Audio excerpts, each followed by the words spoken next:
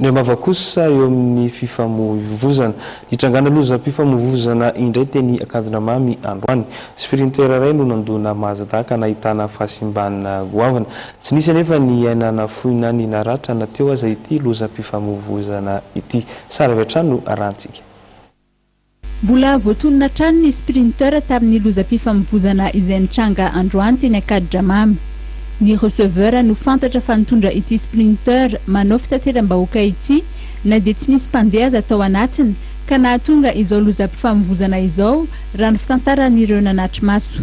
Voaka avy eo amin'ny koja dia efa mivilavila be dia mirofo lahazo be mihitsy ny adala midiny eo dia efa saika nidona tamin'ny sprinter iray dia Mazda iray tery apity dia tiany hitany farany janolana io no foany dia nitsivalana teto ampovoaka arabe.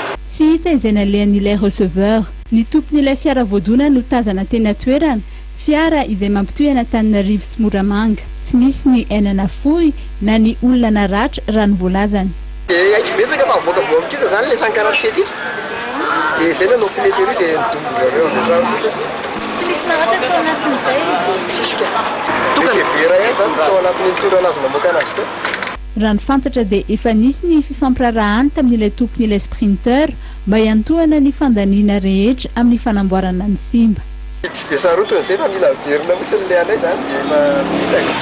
Ilaina ny mitandrina rehefa mitondra fiarakodia ary ny antso izay ataon'ny mpandeha ny fiara fitateram-bahoaka dia mba ny tena mpamily no mitondra ny fiara fa tsy ny receveur mba hisorohana ny loza tahaka izao.